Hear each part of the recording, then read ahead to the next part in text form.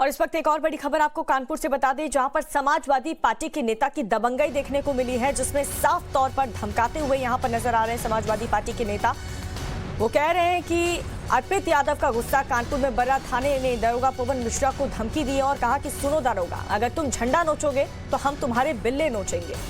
ये मामला आज का है। कानपुर बुंदेलखंड क्षेत्र कार्यालय के शुभारंभ को लेकर के सपा नेता अर्पित यादव ने बैनर लगा करके यहां पर विरोध किया था, जिसका आज मुख्यमंत्री और भाजपा राष्ट्रीय अध्यक्ष ने उद्घाटन किया।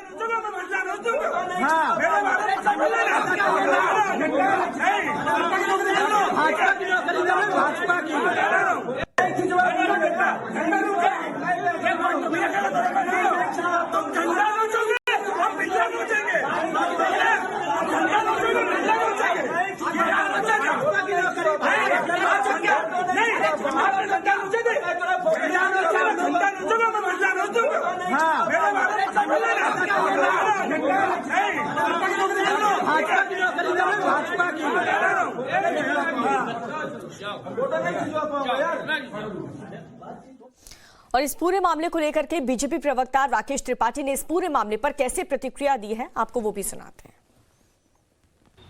बीजेपी के प्रवक्ता राकेश त्रिपाठी हमारे साथ मौजूद हैं और आज यूपी में कई अहम मुद्दे हैं जिसको लेकर बीजेपी से बात करना ज़रूरी है। एक तो पहला मुद्दा ये है कि कानपुर में समाजवादी पार्टी के एक नेता ने ये कहा है कि पुलिस वाले से कि आप अगर हमारा झंडा हटाएंगे तो हम आपका बिल्ला नोच लेंगे। कैसे देखते हैं इसे? देखिए, समाजवादी पार्टी का अराजकता का, गुंडागर्दी का यही चरित्र रहा है। समाजवादी पार्टी इससे पहले भी इसी तरह जब सत्ता में रही है तो गुंडागर्दी करती रही है, खाकी पर वार करती रही है। लखनऊ गवाह है कि किस तरह से बोनट पर टांग करके समाजवादी पार्टी के नेताओं ने पुलिस अधिकारी को गली गली घुमाने का काम किया था। ये समाजवादी पार्टी के लिए एक नारा चला करता था कि जिस गाड़ी पर सपा का झंडा, समझो उसमें बैठा गुंडा। ये गुंडई, अराजकता, अनुशासनहीनता, यही समाजवादी पार्टी का मूल चरित्र है और इसी का प्रदर्शन कल कानपुर में उन्होंने करने का काम किया है। लेकिन ऐसे अराजक तत्वों से निपटने का काम उत्तर प्रदेश की पुलिस बखूबी जानती है और आज उत्तर प्रदेश में योगी आदित्यनाथ जी की सरकार में पुलिस को पूरी छूट मिली है कि ऐसे अराजक तत्वों का इलाज करे। आप लोगों के जिन भी डेवलपमेंट के प्रोजेक्ट्स की कहीं पे शुभारंभ हो रहा है, कहीं पे शिलान्यास हो रहा है, वहाँ पर समाजवादी पार्टी के लोग पहुँचते हैं और कहते हैं कि साहब या तो ये हमारी सरकार में हुआ था या फिर ये हमने किया था, बाकी चीज़ों को आपने आगे बढ़ाया, आप क्रेडिट ले रहे हैं। कैसे देखते हैं इसे, क्योंकि क्रेडिट वार आपकी तरफ से, उनकी तरफ, दोनों लोगों की तरफ से हो रहा है? देखिए, जब अखिलेश यादव जी सत्ता में थे तो एक नारा उत्तर प्रदेश में समाजवादी पार्टी के लोग दिया करते थे, समाजवादियों का नारा है खाली प्लाट हमारा है। जहां कहीं भी खाली प्लाट गरीबों का, विधवाओं का, महिलाओं का, दलितों का दिखाई पड़ता था, उस पर समाजवादी पार्टी का झंडा लगा करके कब्जा कर लिया करते थे। आज सत्ता में नहीं है, हताश निराश समाजवादी पार्टी के लोग सरकारी परियोजनाओं का, जिसका शिलान्यास उद्घाटन हो रहा है, वहां समाजवादी पार्टी का झंडा लेकर के पहुंच जाते हैं, लाल टोपी लगा करके, और कब्जा जमाओं की रणनीति अपनाने की कोशिश करते हैं। लेकिन जनता उनकी जानती है कि उनके खोखले वादे, खोखले नारों में दम नहीं है। इससे पहले भी अमिताभ बच्चन को सामने ला करके आए थे कि यूपी में दम है क्योंकि जुर्म यहाँ कम है, जनता ने खारिज कर दिया। काम बोलता है कि नारा लेकर के आए, जनता ने खारिज कर दिया। जनता काम की परख करना जानती है। जनता जानती है कि उत्तर प्रदेश में आज विकास योगी आदित्यनाथ जी ने किया है।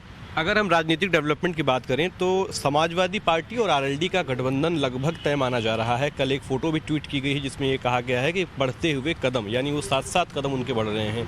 क्या कहेंगे, क्योंकि वेस्टर्न यूपी में आरएलडी माना जाता है मजबूत पार्टी है, अगर बीजेपी के साथ नहीं है तो समाजवादी पार्टी निश्चित तौर पर मजबूत होगी वेस्टर्न यूपी। देखिए, ऐसी ही तस्वीरें वर्ष 2017 के विधानसभा चुनाव से पहले अखिलेश यादव जी ने राहुल गांधी का हाथ पकड़ करके कहा था यूपी को ये 7 पसंद है। नारे दिए थे, स्लोगन दिए थे, लखनऊ की गलियों में टहले भी थे। ये 2 युवराज थे, लेकिन जनता ने खारिज कर दिया। जब बड़े युवराज साथ लेकर के वो सफल नहीं हो पाए तो आज ये छोटे युवराज को लेकर के कहाँ कोशिश कर रहे हैं। ये वंशवादी पार्टी के लोग हैं, अपने अपनी पिता की विरासत को संभालने के लिए भरसक कोशिश कर रहे हैं। लेकिन चौधरी चरण सिंह की विरासत को चौधरी अजीत सिंह ने गिराया, चौधरी अजीत सिंह की विरासत को आज जयंत चौधरी गिराने का काम कर रहे हैं। वैसे ही जैसे मुलायम सिंह यादव जी की विरासत को आज अखिलेश यादव जी लगातार गिराने का काम कर रहे हैं। समाजवादी पार्टी का लगातार पतन हुआ है। वो कितना भी गठबंधन कर लें, ये बुआ बबुआ के गठबंधन जैसा ही फ्लॉप साबित होगा। मतलब आपको लगता है कि इससे कोई फायदा या नुकसान बीजेपी को होने वाला है, क्योंकि आरएलडी को माना जाता है जाट वोटरों में मजबूत पार्टी है वेस्टर्न यूपी में? उत्तर प्रदेश में जाति और जमात की राजनीति अब समाप्त हो चुकी है। जातीय गोलबंदी करके, एमवाई के समीकरण बना करके